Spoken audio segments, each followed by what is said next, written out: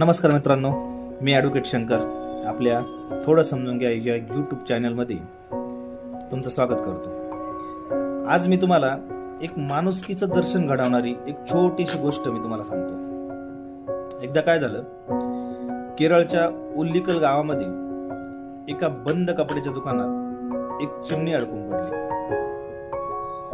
पण तिला बाहेर येण्याचा मार्ग काही सापडत नव्हता. ती जोरजोराने त्या दुकानाच्या काचेवरती चोचीने प्रहार करायची. प्रहार करून ती थकून जायची. हा सर्व प्रकार तिथल्या गावकऱ्यांच्या लक्षात आला. मग काय, गावकऱ्यांनी तिला बाहेर काढण्याचे प्रयत्न चालू केले.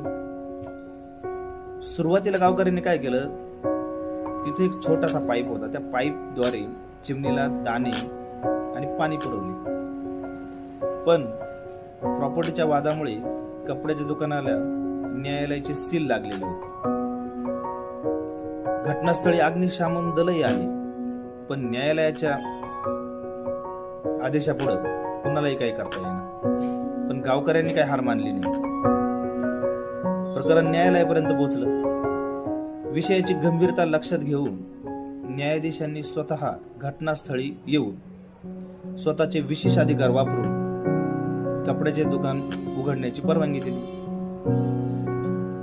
कपड्याचे दुकान उघडल्यानंतर चिमणी त्यातून उडून गेली. सुटकेचा तिने निश्वास सोडला. यातून मित्रांनो हे लक्षात येते की माणुसकी ही किती महत्वाची आहे. आणि निसर्गाने प्रत्येक जीवाला जो जगण्याचा अधिकार दिलाय, तो अधिकार त्यांचा कुणीही हिरावून घेऊ शकत नाही. हेच या गोष्टीतून आपल्याला दिसते.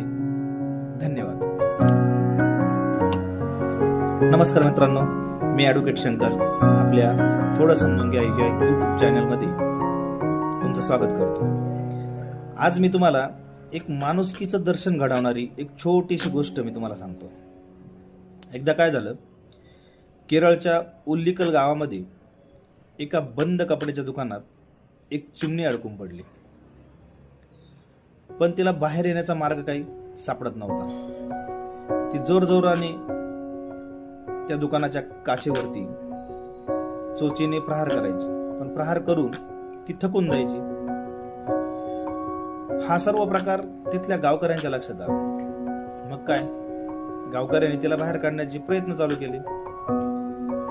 सुरुवातीला गावकऱ्यांनी काय केलं, तिथे एक छोटासा पाईप होता. त्या पाईपद्वारे चिमणीला दाणे आणि पाणी पुरवले. पण प्रॉपर्टीच्या वादामुळे कपड्याच्या दुकानाला